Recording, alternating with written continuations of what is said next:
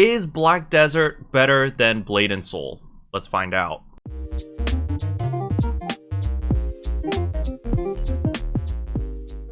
Hello everyone, today we're going to be talking about Black Desert Online and Blade and Soul and comparing the two and seeing the pros and cons for each game. So as you guys may know, I have been spending a lot of time playing Black Desert Online. I've played about a month and a half so far, and I have gone past the honeymoon period, which was about like the first 3 weeks, where it was very fresh, very entertaining. I really enjoyed the game because everything was new. To be perfectly honest, everything still is new because I'm a dumbass and I learn stuff really slow and I make a ton of mistakes. But that's beside the case because today we're going to be comparing Blade and Soul and Black Desert Online. So the first step is quite simple: performance. Performance in Black Desert Online is so much better than performance on Blade and Soul, okay? It's very straightforward. Blade and Soul just has crap optimization and crap performance. There's no getting around that. While BDO is a lot better. You can run the game at 144 FPS if you play on high. Or if you're like me and you like eye candy, you can just play it on the remastered mode, and it's a solid 60 FPS for me across the board, which is very nice. Point 2, does ping matter in Black Desert Online? It does a little bit. Not that much. It's not like Blade and Soul where all your skills and your attack speed and everything is ping dependent because it is not server side.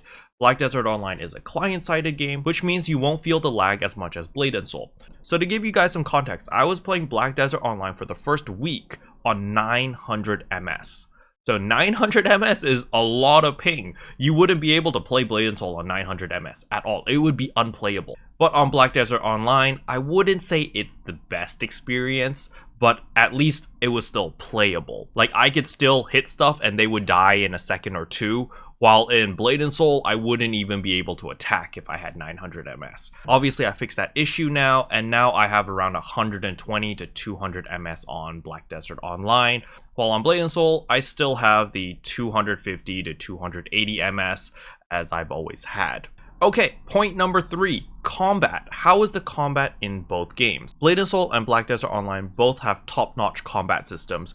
They're both very engaging and you feel very powerful casting all your skills.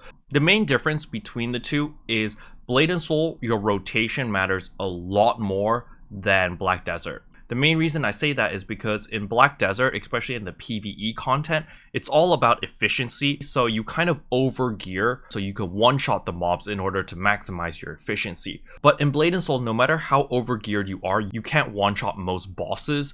And because of that, your rotation matters. Because if you understand your rotation, that way you can maximize your DPS or your damage per second, which will allow you to kill bosses much faster. And that brings us to point 4, which is raids and dungeons. And this is where Blade and Soul takes the cake because Blade and Soul has dungeons and raids. So you're gearing up your character in Blade and Soul for 2 purposes. One is for yourself because you want to progress and you just want your character to have a feeling of growth.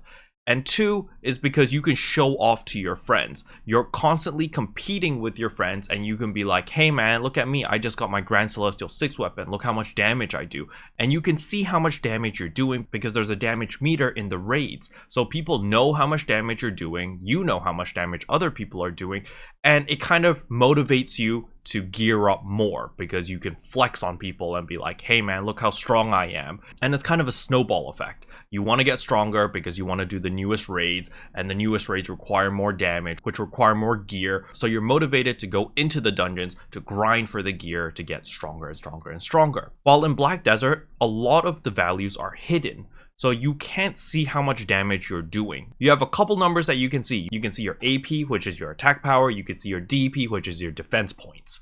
But that's about it. A lot of it is just trial and error, and a ton of YouTubers have done this already. Basically, they break down the most efficient spot to grind at a certain AP level so that you know, oh, once I hit this AP, I should go to X spot or Y spot in order to grind. And then they've even broken it down to like what rotation you should do in order to farm things efficiently. However, this brings us to the next point, which is open world PvP. So the thing about Blade and Soul is there is no open world PvP unless you put on a specific faction uniform. So you have the choice of not PvPing anyone and just focusing on the PvE content. Black Desert Online has open world PvP. So especially when you're grinding at the more popular areas, or if you're grinding at one of the endgame areas, most of the time people are going to come in and they're going to duel you for your farm spot. So it kind of forces you to learn how to do PvP. Because if you don't know how to PvP at all, you're going to lose your farm spot fairly often. Because people are going to come in and then you won't be able to win the duel against them and they'll take your farm spot.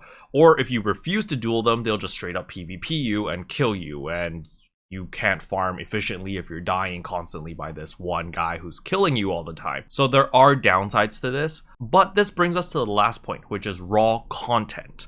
There's so much to do in Black Desert Online other than grinding that it doesn't really matter if you don't want to PvP. Like, I've gotten by this game without PvPing a single person. If someone wanted my farm spot, I would either talk to them and try to negotiate. Maybe they take half of the path, I take the other half. Or if they insist that they want all of it, I just move on. I just say, okay, it's yours. And I move on and I do something else. And I've been able to get by like that and still make a lot of money and still progress my character fairly quickly. And that is because of the content in the game. The developers have stuffed so much content into this game that you could pretty much spend your entire day, which I have done multiple days, just playing the game. You can be fishing, you can be auto fishing if you have to do something. You can go out, do bartering, you can do farming, you can do cooking, you can do alchemy. There's an entire list of things that you can do. Here, let me show you that list. Here's this entire list. You've got gathering, fishing, hunting, cooking, alchemy, processing, training, trading, farming, sailing, bartering. You've got so much stuff to do over here. And it's just insane because each single category is so in-depth, it's so complex. It's got its own system for every single one of them, and it's just crazy. It's really, really crazy. So let's say I'm playing on my witch, I'm grinding at Blood Wolf, and suddenly there's this guy that comes along and is like, hey man, give me this spot, it's mine now. You know, I can be like, sure, I'll give it to you. I'll switch over to my shy. I start doing my farming, I do fishing, I do cooking, I do processing, I do gathering. And then, like, you know, 3 hours later, I switch back to the witch. Oh, that guy's gone. Okay, I go back to my grinding. There's just so much content to do. While in Blade and Soul, on the other hand, everything's focused on the combat. And I like that about Blade and Soul because Blade and Soul is combat focused. The main thing why I play Blade and Soul is because of the combat. Even when they added auto fishing. Sure, fishing is very profitable in Blade and Soul for materials if you need the crystal forms, but it's just boring. I don't like it. I just don't feel like doing that because the game is so poorly optimized. And when I'm doing auto fishing, it eats up so much resources that I can't play other games. The nice thing about Black Desert is they have this feature called Minimize to Tray. It simply minimizes the game and uses less resources, which is freaking genius because they know for a fact that a lot of the mechanics that they added into this game requires you to stay online. They want you to be online for like 24 hours a day, 7 days a week, pretty much, in order to be efficient in this game. But the nice thing about it is it doesn't matter. You can be as efficient as you want. You can min-max everything. Or you can be like me and be totally inefficient and just play like a retard. But either way, at the end of the day, it doesn't really matter because I'm having fun. The person who's min-maxing is having fun. Sure, they're going to get to their end game or their end goal a lot faster than me, but I don't need to care that much because a lot about this game is a solo experience. So it doesn't matter to me if someone is guru cooking before I hit guru cooking. I can just stay on master forever if I really wanted to, and it wouldn't affect me that much because I personally don't care about hitting guru on cooking, but I care about something else. Maybe I care about hitting level 62, so I would go out and grind. So sure, you can use a lot of cash items in order to grind more efficiently so that you can level up faster and you can get more money and blah blah blah, or you can be fully free to play and just take a little bit longer. By a little bit, I mean several weeks longer. But to me, it doesn't matter because I'm enjoying the process. So as long as you guys are enjoying the game itself for what it is, then I find this game pretty free to play friendly. But if you're min-maxing, you want to make the most out of your time, then this game is extremely pay to win. Also, if you're impatient, you PvP, and you like to compare your EP to everyone else, this game is extremely pay to win. But if you don't care about any of that, and you're basically playing this game like a solo experience, this game is perfectly fine, free to play. However, there are a lot of inconveniences that this game throws at you on purpose. So like one thing is this value pack.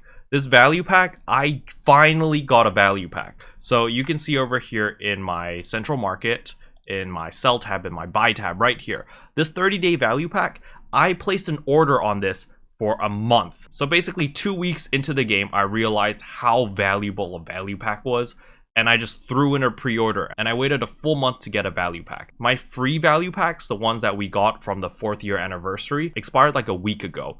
And that 1 week before today was hell because I didn't have this value pack. The reason is because the value pack gives you inventory slots, storage slots, more combat, skill, life, mount EXP, allows you to invest into distant nodes, allows you to get more money from the marketplace when you sell stuff, gives you extra carry weight of 200 pounds.